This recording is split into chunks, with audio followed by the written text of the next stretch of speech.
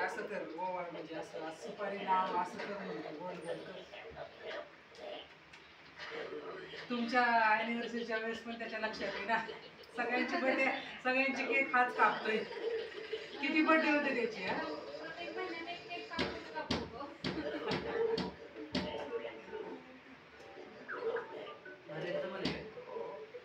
आर्यनचा नाही पण बसले तिघ आर्यनचा एक 22ला 21ला आहे आणि गुड्डूचा 22ला आहे. एकच दिवसाचा